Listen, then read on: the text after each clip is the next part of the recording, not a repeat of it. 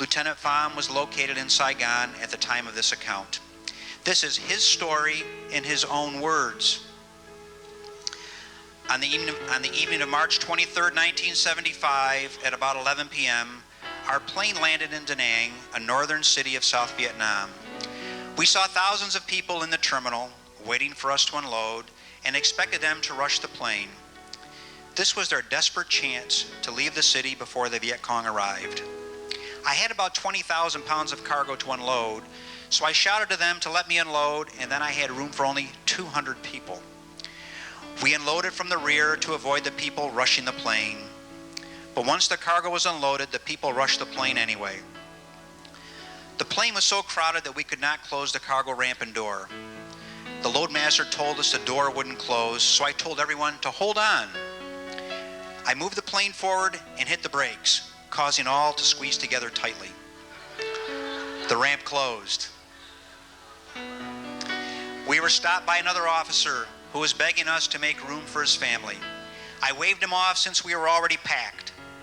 At the end of the runway, an MP blocked the runway with his truck. He wanted his family, now in his truck, included. He pointed his M16 at the cockpit. I told him to move the truck and we would make room for his family. As soon as the truck moved, we took off before the MP could get close. As we took off, I turned to assess the cargo area. Instead of 200 people crammed into the cargo area, we all had 350, standing as tightly as possible to make room for all. This panic situation convinced me that if the Viet Cong continued further south of Saigon, I must take a C-130 and get my family out. Panic rolled over the country as evacuations were taking place in northern cities. Some of the C-130s flew missions to destroy other aircraft left behind so that the enemy could not use them. Just 1 week later, March 31st, 1975, I was flying missions in the evacuation of the city of Nha Trang, yet another northern city, where citizens were fleeing the Viet Cong forces that continued to move south. 2 days later, on April 2nd, 1975, I hitched a ride on a C-130 hoping to locate my younger brother and take him back to Saigon. I was so sad I did not locate him, but later rejoiced when he showed up 5 minutes before our escape. I decided on this trip that the time to plan the escape could not wait. It had to be now. The situation had deteriorated so badly that many pilots and families were hearing talk about stealing C-130s and getting families out. I knew that I could never tell a soul about my plan. Secrecy was vital. Headquarters was well aware of these possible plans. Therefore, they issued new orders. Planes were only given enough fuel for a one-way trip plus a small reserve. We were thus required to refuel after the first leg in order to return. I knew that I could not get enough fuel to get across the border, but this was still not a comfortable, safe distance from danger. I also knew that in spite of the need for secrecy, another friendly pilot would be vital to the plan. I could easily fool the crew and loadmasters, but not another pilot. My best friend, another pilot, Major Nguyen Khan, was assigned to my sister squadron. We met and discussed the plan. We also knew this: if we were not number one to escape, there may never be a number two time to escape. Khan's family was located in another northern city, the city of Dalat. Khan wanted to get his family too. Later that day, before plans could be made, news came that Dalat was overrun by the communists, and Khan lost all contact with his family. Grief-stricken, he was now willing to go with me, and we agreed the time had to be very soon. The next day, April the 3rd, 1975, all C-130s were being used on bombing raids. I was listed as number one standby for the next plane coming in. I knew I had to get word to my family and needed time. I told the squadron operations officer that I was sick. He put me at the bottom of the list. This gave me time to run home for lunch and alert my family. I told the plan to my brother. He was to organize the family. All were in Saigon by now, except for one brother. If I got a message to them, the plan was for them to travel immediately to Long Tan Airport. This was a former U.S. air base and was a journey for the family of about 17 miles. The air base had been closed since the U.S. withdrawal in 1973. I didn't know exactly how I was going to get this plane, but I would try. As soon as the family heard from me, they were to rush immediately to the air base. Later that day, about 3 p.m., I had just about given up that a plane would become available. I thought we would not be able to leave that day. Then my friend Khan called to say he'd been assigned to a food resupply mission to Phan Rang, another city north of our location in Saigon. Actually, someone else had received the assignment, but the first man complained that he had already flown 2 missions that day and was tired. Khan kindly volunteered to take his place. We were in business. We had a plane. A problem arose, however. Khan and I were in different squadrons, sister squadrons, but different. Security would not allow me to get into all the areas of my friend's squadron, and I did not have a pass. Nevertheless, I ran home less than a mile to tell my family to leave for the airbase immediately. Incredibly, the airplane that Khan was supposed to fly developed mechanical problems. His squadron borrowed a plane from my squadron. That would get me into secure areas. Another problem. We had to get rid of his co-pilot so that I could be the co-pilot. And number 2, we had to buy some time. The co-pilot went for something to eat. When he returned, I told him that I would be glad to take his place, fly with my friend, and look for my missing brother. He was glad to have the rest of the day off because he had a date. I warned him not to go back to the squadron. The higher-ups might object to trading places without official orders. The flight engineer and loadmasters accepted our story. They also said we could take off immediately. Another problem. The road from Saigon to Long Tan Base was a rough country road. I knew my family could not get there before 4 p.m. The plane should not arrive before them and just wait around for them to show up. A C-130 landing on an abandoned airstrip would raise alarm. The flight crew would catch on right away. I needed to delay the takeoff and buy some time, so I got to the plane before the flight engineer. I pulled several circuit breakers that would not ordinarily pop by themselves. This made finding the problem harder. One breaker was for the starter, so we had an immediate delay. The flight engineer finally spotted and popped the breakers. We cranked the engines at 3:30 p.m. I delayed further by going through the pre-flight takeoff safety checklist with great detail, making it slow.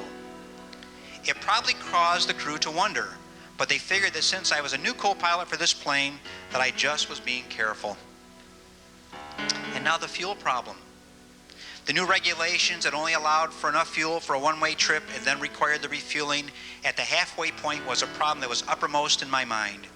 I estimated we could have no more than 1.5 hours worth of fuel on board. This would get us to Thailand, but not far enough to ensure our complete safety. But getting this plane was such an opportunity, we could not pass it up. When I got out to the airplane, the first thing I did was to flip the master switch on to check the fuel level. My heart leapt in my throat when I saw the tank was full. The line crewman must have noticed my surprise. He apologized and explained he had taken a smoke break while fueling and forgot the new rule about rationing. He begged me not to turn him in. I gave him a stern look and told him not to let that happen again.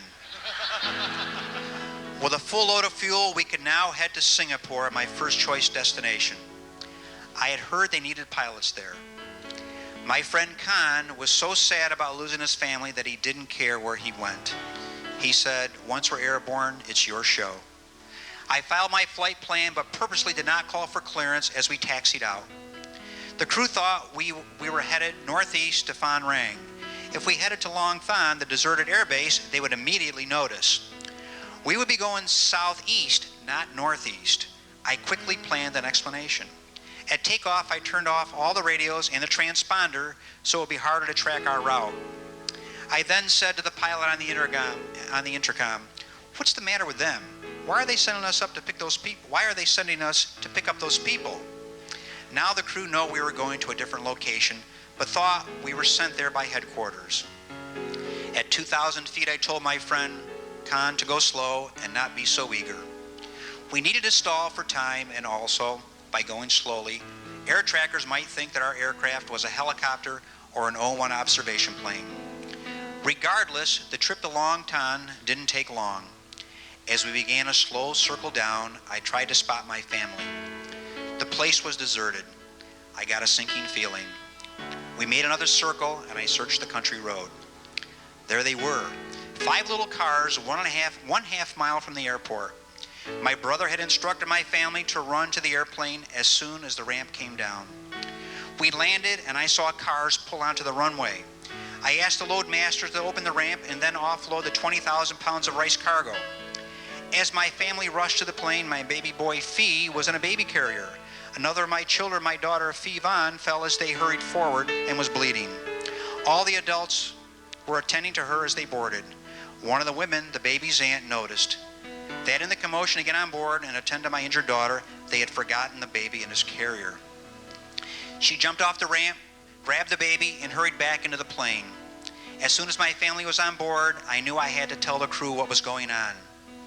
I said, "Gentlemen, I have to tell you this aircraft will not go back to Saigon anymore. We are leaving the country. Anyone who does not want to go is free to leave now." The flight engineer unhooked his seatbelt and headset, got halfway out of his seat, and then sat back down. He said he would go with us. The first load master may have thought we were defecting to the north. Since he was a 10-plus year veteran, he got off right away. The second load master was on his first ride, looked confused, and just stood at the ramp. As we taxied down the runway, I saw the first load master talking and gesturing wildly to several South Vietnamese soldiers who had shown up in a Jeep. Our plan was exposed. We turned to take off.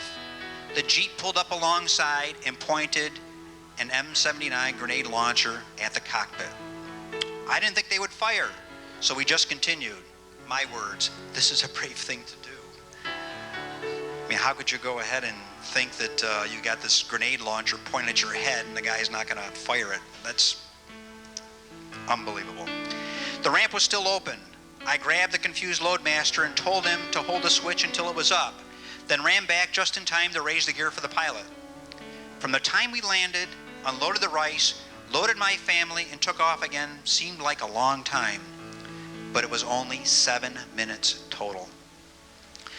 We headed to sea and stayed at treetop level to avoid detection. At sea, we stayed so low, my family commented that it seemed we were leaving by boat. Even the humidity in the plane reflected that, since a dense fog formed in the cargo area. So thick the family could not see one another. After 1 hour, we were over international waters. I announced this over the PA system, and a cheer went up.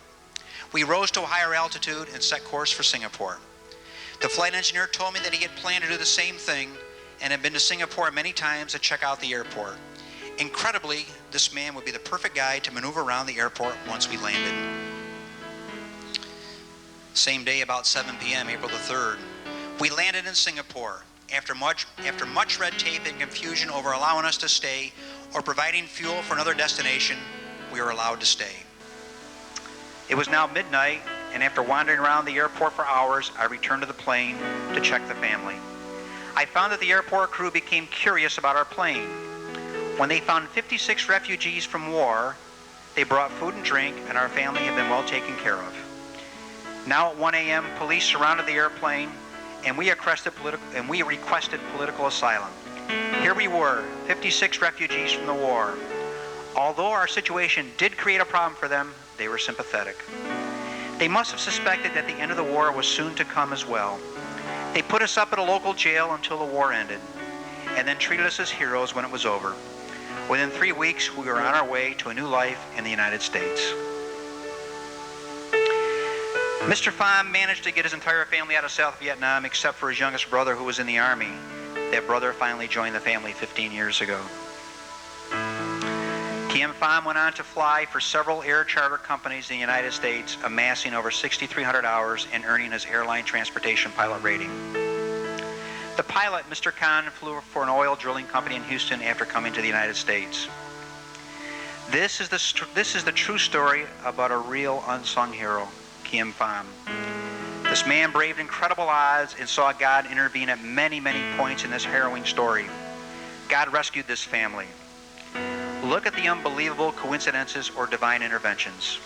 A late-day food mission, a tired pilot, a co-pilot who had a date, mechanical problems with the first plane, a mistake in fueling the plane, a fast-thinking Mr. Pham with explanations and circuit breaker delays, a flight commander who had scoped out their destination ahead of time, 2 soldiers with grenade launchers But who didn't use them? 56 people in 5 cars. You do that math. And airline food for all. These show the unmistakable hand of God in helping this family to escape. We are so proud that the hero of this story, Mr. Kim Pham, is with us today. God truly had his hand on your family. Please join us now, Mr. Pham.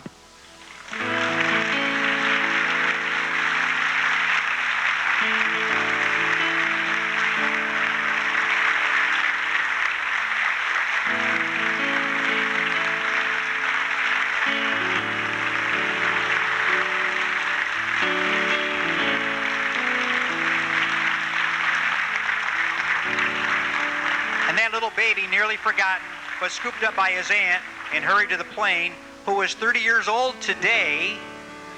Baby Fee, a baby no more, is also here. Fee, come on up.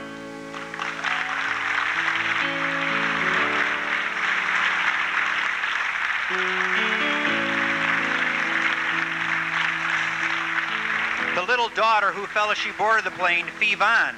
Please join us now, Fee Von.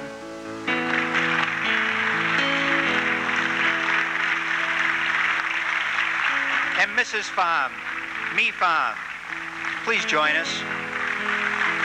And daughter Rebecca Pham, Yaxheimer, are with us today. Please join us now. Mr. Pham's extended family is also with him. Please welcome the entire Pham family.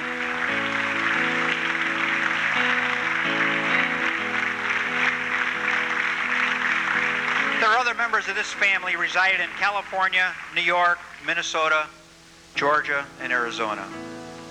We're so glad you're here.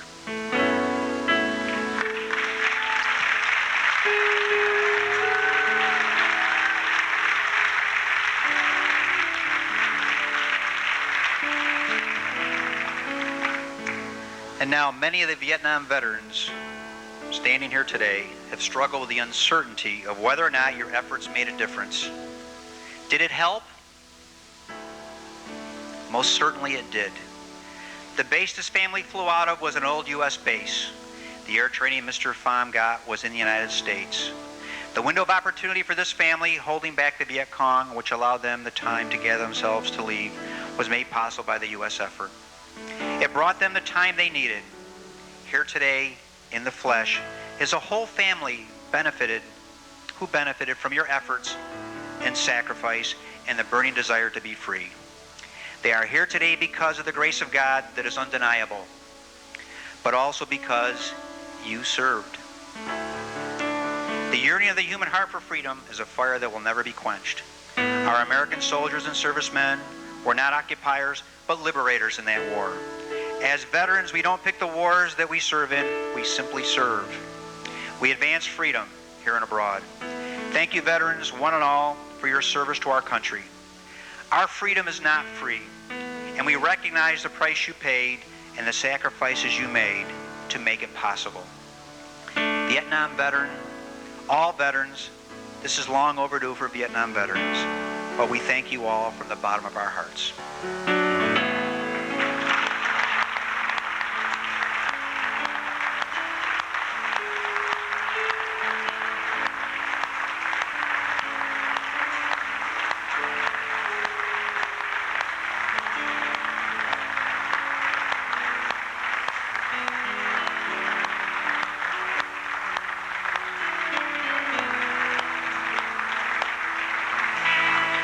I'm now going to ask you today to do something special. For that part, I now turn over to Pastor Dale.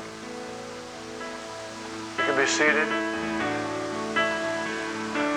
I'd like Mr. Pham, if you would, to stand at the end of this bridge, right down here. Vietnam veterans, we are going to honor you and bless you by asking you to cross this bridge of honor.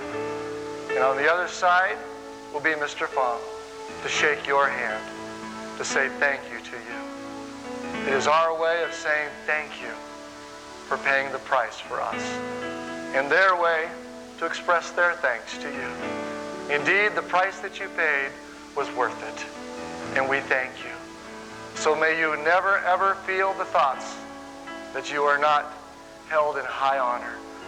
For we here we hold you with great esteem. With great esteem. From this day forward, I pray that if there's anything in your life that you've dealt with as a result of that war, that it will be left at the throne of our Lord and Savior. And you can walk with victory in knowing that it was worth it. That it was worth it. So I invite you, veterans, if you would stand for the burning, if you would lead them across this bridge of honor to Mr. Fawn.